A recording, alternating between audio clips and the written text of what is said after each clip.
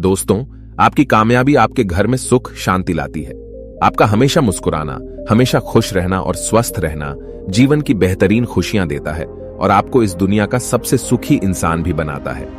आज की जो कहानी मैं आपको सुनाने जा रहा हूं, इस कहानी में सारी दुनिया का ज्ञान समाहित है और सभी मुसीबतों का समाधान भी है। इसलिए इस कहानी को आप अंत तक जरूर देखिएगा।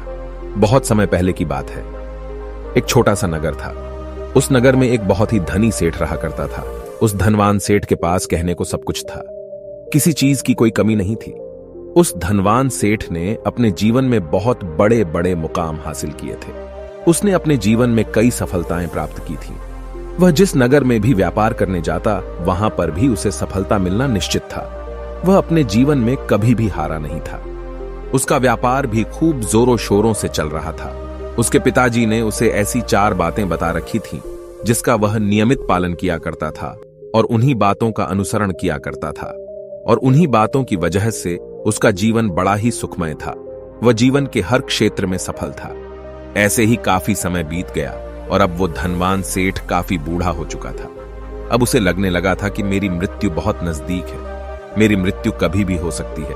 और वह जानता था कि उसका बेटा बहुत भोला है, बहुत नादान है, उसे अभी दुनियादारी की समझ नहीं है। इसलिए उसने अपने बेटे को अपने पास बुलाया और अपने बेटे से कहा, बेटा, मैंने अपने पिताजी से 4 बातें सीखी थीं और उन्हीं बातों को मैंने अपने जीवन में उतारा।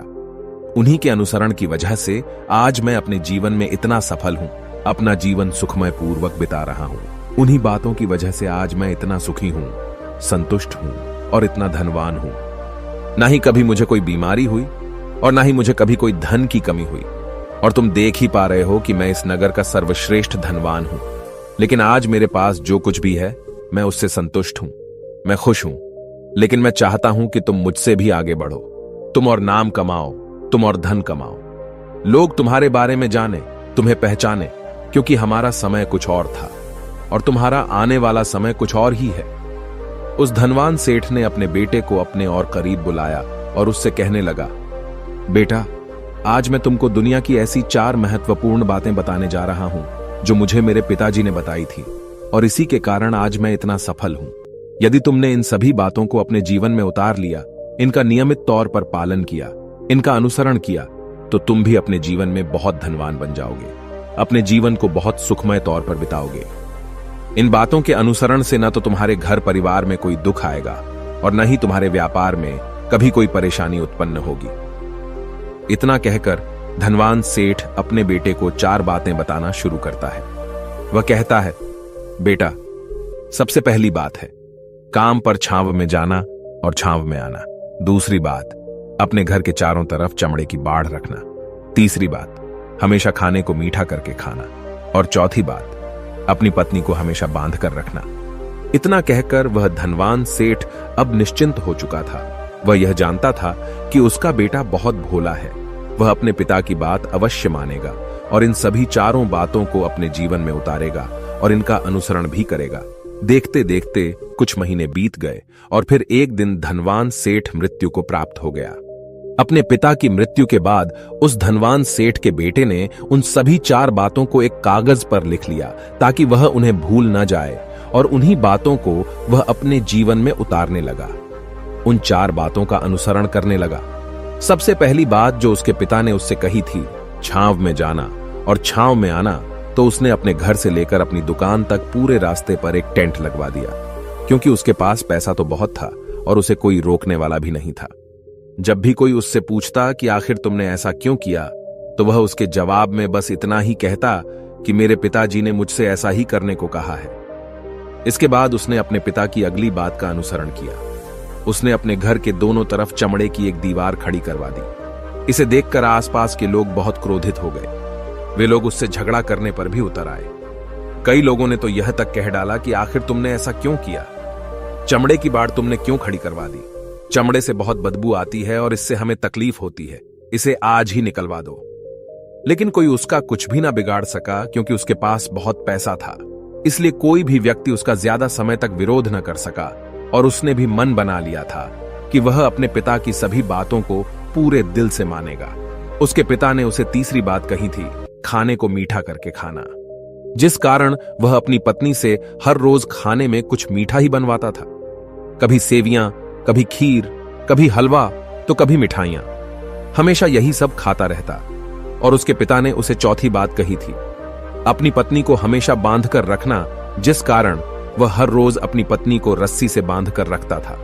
ऐसे ही कई दिन बीत गए और देखते ही देखते अब वह सेठ के बेटे का जीवन धीरे धीरे बर्बाद होने लगा था, क्योंकि उसने अपने पिता की सभी बातों का गलत मतलब निकाला था और वह उसी के अनुसार उनका पालन कर रहा था।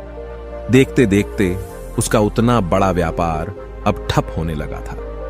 उसके यहां पर ग्राहकों की संख्या कम होने लगी थी, क्योंकि जब उसका मन करता तब वह दुकान जाया करता और जब उसका मन करता तो वह दुकान से वापस घर लौट आता। उसका अपने पिताजी के इस कारोबार में मन नहीं लगता था। इस कारण उसके सारे ग्राहक अब उससे नाराज होने लगे थे। उसके सारे ग्राहक अब एक एक करके उस दुकान को छोड़ते चले जा रहे थे। इसी कारण उसका पूरा व्यापार अब ठप हो चुका था। जिस व्यापार को खड़ा करने में उसके पिताजी ने खून पसीना एक कर दिया था, उस व्यापार को उसने कुछ ही महीनों में पूरी तरह से बर्बाद कर दिया था। अब उसका धंधा बहुत कम हो चुका था, जिस कारण वह बहुत परेशान रहता था। वह बहुत चिंतित रहता था और इसके साथ ही उसने अपने घर के चारों तरफ चमड़े की दीवार खड़ी करवाई थी। उस कारण आसपास पर बहुत गंदी बदबू फैल चुकी थी। इसलिए जो भी उसके आसपास रहते थे उन सभी ने वह घर छोड़कर कहीं और पर अपना बसेरा बसा लिया। चमड़े की बदबू के कारण अब उसके घर में भी कोई नहीं आता था। यहां तक कि उसके मित्र और रिश्तेदार भी उस घर में आने से कतराते थे। लेकिन अब भी उसे समझ नहीं आ रहा था कि आखिर ये सब हो क्यों रहा है। वो बहुत परेशान रहने लगा था और वह हमेशा मीठा भोजन किया करता था, जिस कारण उसका वजन बहुत ज्यादा बढ़ चुका था और इस मोटापे के कारण उसके शरीर में न जाने कितनी सारी बीमारियों ने अपना घर बना लिया था। आए दिन उसके घर पर वेद आने लगे थे। इन्हीं कारणों से अब उसका पैसा भी इन चीजों में बर्बाद होने लगा था और अपने पिता की चौथी बात उसने मानी थी। वह थी अपनी पत्नी को बांध कर रखता, जिसकी वजह से उसकी पत्नी उससे नाराज हो गई और वह घर छोड़कर अपने मायके लौट गई। उसने अपनी पत्नी को मनाने की कोशिश की, तरह तरह के उपाय किए, लेकिन उसकी पत्नी नहीं मानी। और वैसे भी कोई भी स्त्री ऐसे मर्द के साथ क्यों रहना चाहेगी जो उसे बेवजह ही बेबात पर बांध कर रखता हो। देखते देखते अब वह सेठ के बेटे का पूरा जीवन बर्बाद हो चुका था। न तो अब उसके पास व्यापार बचा था, न ही धन, न ही उसकी पत्नी, और न ही वह रिश्तेदार जो पैसों के लिए उसके आसपास घूमा करते थे। और तो और अब उसका स्वास्थ्य भी ठीक नहीं रहता था, जिस कारण वह बहुत चिंतित रहने लगा था, बहुत परेशान रहने लगा था। उसे यह सब समझ ही नहीं आ रहा था क्या हो रहा है और क्यों हो रहा है। इन सभी बातों को लेकर तो बहुत परेशान रहता और वह मन ही मन अपने पिताजी को कोसा करता, कहता, पिताजी आपने तो मेरा पूरा जीवन बर्बाद कर दिया। आपकी उन 4 बातों के कारण आज मुझसे मेरा सब कुछ छिन चुका है। न तो मेरे पास व्यापार रहा, न ही धन दौलत, न ही वह रिश्तेदार, न ही मेरी पत्नी, और यहां तक कि मेरे स्वास्थ्य ने भी मेरा साथ छोड़ दिया है। आप ही के कारण आज मेरा पूरा जीवन बर्बाद हो चुका है। यदि मैंने आपकी वह 4 बातें न मानी होती, यदि मैंने उन्हें अपने जीवन में न उतारा होता, तो आज मैं एक सुखमय जीवन जी रहा होता। आपकी इन 4 बातों पर चलकर मुझे क्या मिला? मैंने एक आज्ञाकारी बेटे की तरह आपकी सारी बातें भली भांति मानी, उन पर यकीन किया, उनका अनुसरण किया। लेकिन मैं ही मूर्ख था जो मैंने आपकी उन बातों पर आंख बंद करके यकीन कर लिया। इतना कहकर वह फूट फूट कर रोने लगा। तभी उसे एक दिन पता चला कि उसके पास के नगर में एक साधु आए हुए हैं और वह साधु सभी की समस्याओं का हल बताते हैं। चाहे कैसी भी समस्या हो, वह उसका निवारण अवश्य करते हैं। यह सुनकर उसने सोचा कि चलो एक बार मिलकर देखता हूं, हो सकता है कि मेरी भी समस्या का समाधान मुझे मिल जाए। इस आशा के साथ वह उन साधु के पास पहुंचा। वहां पहुंचकर सीधा उनके चरणों में जा गिरा और जोर जोर से रोने लगा। वह कहने लगा, हे गुरुवर, अब आप ही मुझे बचा सकते हैं। मेरे पिताजी ने तो मेरा पूरा जीवन बर्बाद करके रख दिया। आज मेरी जो भी स्थिति है वह सब मेरे पिताजी के कारण ही है। मेरे पिताजी ने मुझे जैसा कहा मैंने वैसा ही किया। हमेशा एक अच्छे बेटे की तरह उनकी सारी बातें मानी, अपने सारे फर्ज निभाए, और देखिए मेरे पिताजी ने मेरे साथ क्या किया। मरते मरते भी वह मुझे गलत बात सिखा गए और उसका खामियाजा मुझे आज भुगतना पड़ रहा है, क्योंकि मैंने उनकी सभी बातों को अपने जीवन में उतारा, उनका अनुसरण किया, और देखिए आज मेरे साथ क्या हो गया। मेरा तो पूरा जीवन ही बर्बाद हो गया। मैं अब तक यह नहीं समझ पाया कि मेरे पिताजी ने मेरे साथ ऐसा क्यों किया। क्या मैंने उनके साथ कुछ गलत किया था?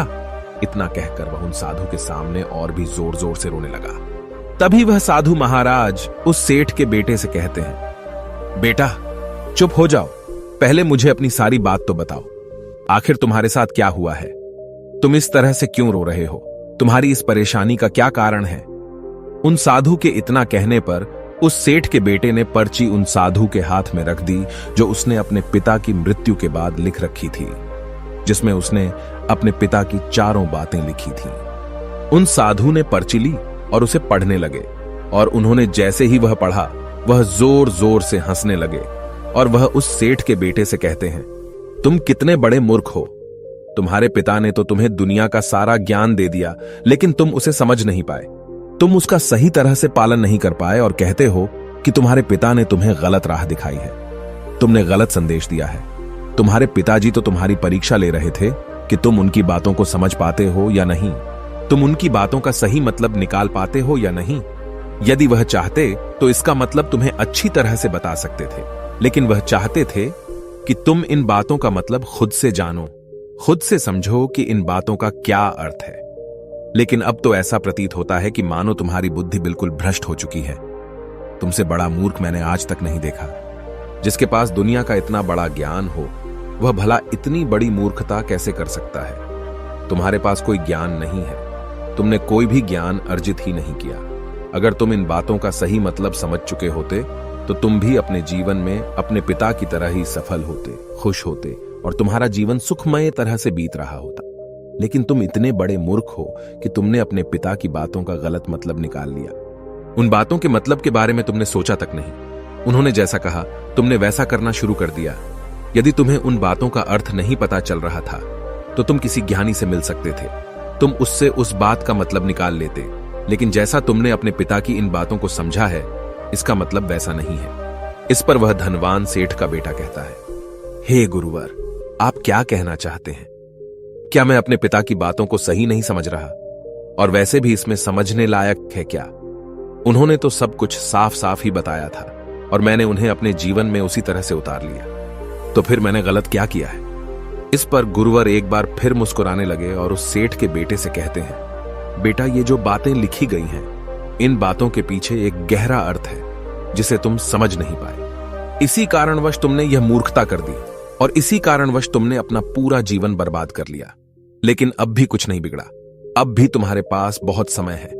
यदि तुम चाहो तो अब से मेहनत करके भी तुम अपने जीवन में एक बार फिर से वह खुशहाली व समृद्धि सब कुछ हासिल कर सकते हो। इस पर वह सेठ का बेटा कहता है, ठीक है, कृपया करके मुझे उन चारों बातों का मतलब समझाइए। आखिर उन चार बातों का क्या अर्थ है? इस पर साधु सेठ के बेटे को कहते हैं, तुम्हारे पिताजी ने तुमसे कहा था काम पर छांव में जाना और छांव में आना। इसका मतलब यह है सूर्य निकलने से पहले ही तुम दुकान पर पहुंच जाना और सूर्यास्त होने के बाद ही तुम वापस घर आना, जिससे तुम्हें दुकान पर अधिक से अधिक समय मिल पाएगा। तुम उस काम को अच्छी तरह समझ पाओगे, उस काम को अच्छी तरह से कर पाओगे, उस काम को बढ़ाने में तुम अपना दिमाग लगा पाओगे और तुम अपने काम में तरक्की कर पाओगे। लेकिन तुमने तो इसका गलत ही मतलब निकाल लिया। तुमने तो अपने घर से लेकर दुकान तक एक ऐसा टेंट लगवा दिया जिससे तुम छांव में आ सको और छांव में जा सको। अब तुम ही बताओ, क्या तुमने अपने पिताजी की इन बातों का सही मतलब समझा था? यह सुनकर वह सेठ का बेटा जोर जोर से रोने लगा और कहने लगा, हे गुरुवर, मेरी ही गलती थी। मैंने अपने पिता की इन बातों का गलत मतलब निकाला और इसी कारणवश आज मैं पूरी तरह से बर्बाद हो चुका हूं। मैं ही सबसे बड़ा मूर्ख था। मेरे पिताजी ने तो मुझे इतना महत्वपूर्ण ज्ञान दिया था, लेकिन मैं उस हीरे को पत्थर समझ बैठा। आगे वह सेठ का बेटा उन गुरुवर से कहता है कि गुरुवर, दूसरी बात क्या है, उसका अर्थ क्या है? आगे गुरुवर दूसरी बात का अर्थ समझाते हुए कहते हैं, चमड़े की बाड़ करवाना। इसका अर्थ यह है कि तुम अपने घर में कुत्ता या बिल्ली पालना। जब तुम अपने घर में कुत्ता बिल्ली पाल लोगे तो यह तुम्हारे घर की चारों ओर से रक्षा करेगा, जिससे तुम्हारी धन दौलत पूरी तरह से सुरक्षित रहेगी और तुम बेफिक्र होकर दुकान पर मन लगा सकोगे, बेफिक्र होकर दुकान के कामों को समझ सकोगे और तरक्की कर पाओगे। और तो और तुम्हारे मन में कभी यह भी डर नहीं होगा कि कहीं कोई चोर आकर मेरी संपत्ति न चुरा ले। चमड़े की बाड़ करवाने का असली मतलब यह है, लेकिन तुमने तो चमड़े की बाड़ करवाने का मतलब कुछ और ही निकाल दिया। तुमने तो अपने घर की 2 दीवारों को ही चमड़े से पूरी तरह से भरवा दिया, जिस कारण आसपास गंदी बदबू फैल गई। तुम्हारे आसपास के पड़ोसी भी अपना घर छोड़कर कहीं और चले गए। यहां तक कि तुम्हारे मित्र, तुम्हारे सगे संबंधी भी उस बदबू के कारण तुम्हारे घर पर आने से कतराने लगे। और अब हालत यह हो चुकी है कि ना तो तुम्हारे घर पर कोई आता है और न ही कोई जाता है। और इसी कारणवश लोग तुम्हें नापसंद करने लगे। और तुम्हारी बर्बादी का यह भी कारण है। आगे सेठ का बेटा कहता है, हे गुरुवर, यह सब तो ठीक है, लेकिन यह खाने को मीठा करके खाना, इसका क्या? मैंने इसका भी अर्थ गलत निकाला है क्या? मैंने तो अपने पिता की बातों के कहे अनुसार ही हर रोज मीठा खाया, और आज देखिए मेरा शरीर कितना वजनदार हो चुका है, जिस कारण मुझे अनेक प्रकार की बीमारियों ने घेर रखा है।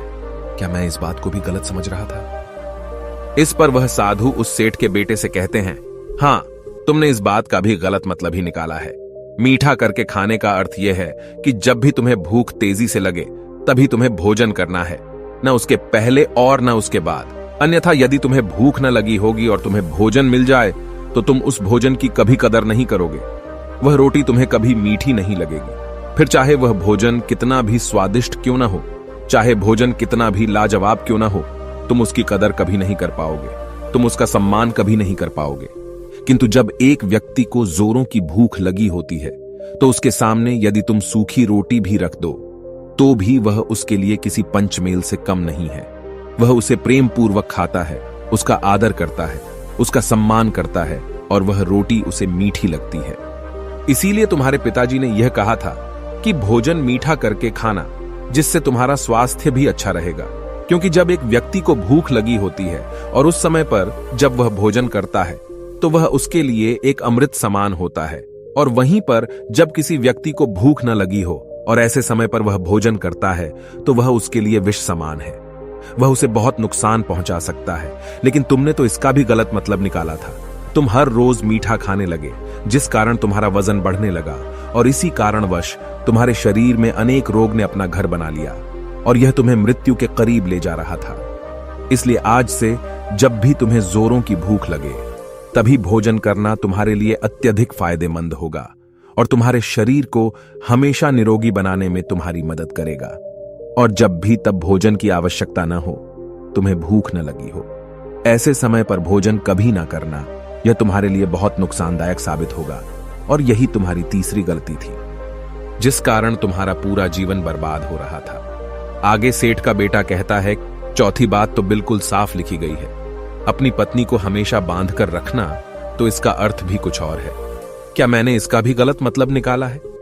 इस पर साधु कहते हैं, हां बेटा, अपनी पत्नी को बांध कर रखने का अर्थ यह नहीं है कि तुम रोज रस्सी से बांध कर रखो, बल्कि इसका अर्थ तो यह है कि जब भी तुम दोनों के बीच में कोई आपसी मतभेद हो जाए, कुछ नोक झोंक हो जाए, तो तुम अपनी पत्नी पर हाथ मत छोड़ना। जब तक एक स्त्री का पति उसके साथ रिश्ते में बंधा होता है तो वह अपने रिश्तों में बंध जाती है और वह अपने रिश्ते को पूर्ण तरीके से निभाने का हर मुमकिन प्रयास करती है। और ऐसे समय पर यदि तुम्हारे बीच कुछ नोक झोंक हो जाए, कुछ गलतियां हो जाए, और ऐसे समय पर तुम उस स्त्री का हाथ नहीं छोड़ते, तो वह तुम्हें छोड़कर कभी नहीं जाएगी।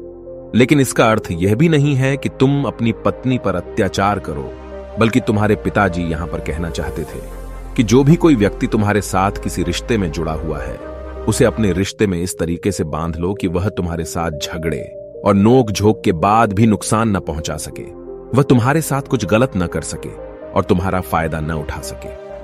अपने रिश्तों को हमेशा बांध कर रखना, उन्हें खुला मत छोड़ना, अन्यथा वह तुम्हारे हाथ से फिसल जाएंगे।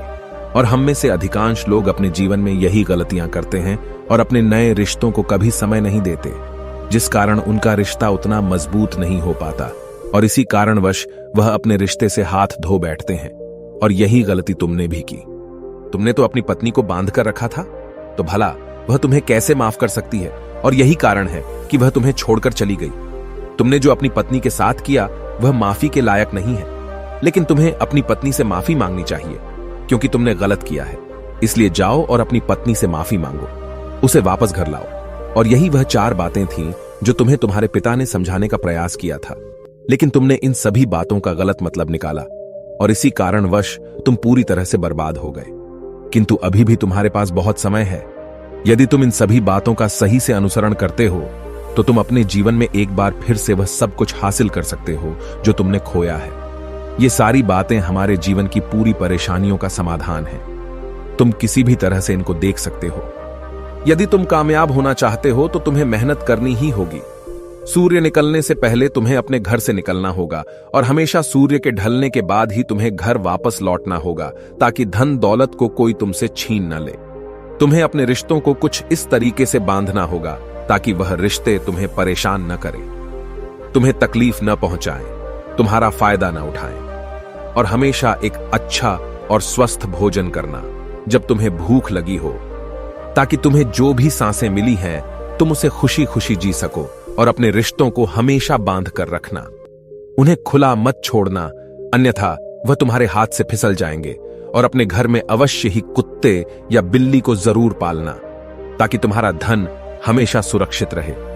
इन सभी बातों का अपने जीवन में अनुसरण करने के बाद तुम अपने जीवन में सब कुछ एक बार फिर पा सकते हो जो तुमने आज तक खोया है, और हो सकता है कि तुम इससे भी अधिक उन्नति कर पाओ, इससे भी अधिक समृद्धि पा सके, अपने जीवन को खुशहाल और सुखमय बना सके। इतना कहकर साधु शांत हो गए और सेठ का बेटा भी अपनी सभी गलतियों को समझ चुका था। उसने उन गुरु को प्रणाम किया और वापस अपने घर लौट गया। उसने उन सभी चारों बातों को अपने जीवन में उतारा, उनका सही सही अनुसरण किया। उसके बाद से उसके जीवन में सकारात्मक प्रभाव दिखने लगे। वह एक बार फिर से अपने व्यापार को खड़ा करने में सफल रहा। वह एक बार फिर से अपनी पत्नी को घर लाने में सफल रहा, और देखते ही देखते उसका जीवन सुखमय और आनंदमय हो गया था। मुझे उम्मीद है कि आपको यह कहानी पसंद आई होगी और आपने इससे कुछ सीखा होगा। कहानी के बारे में अपने विचार आप हमें नीचे कमेंट बॉक्स में कमेंट करके बता सकते हैं। जाने से पहले वीडियो को लाइक करें और चैनल को सब्सक्राइब जरूर करें। नमो बुद्धाय।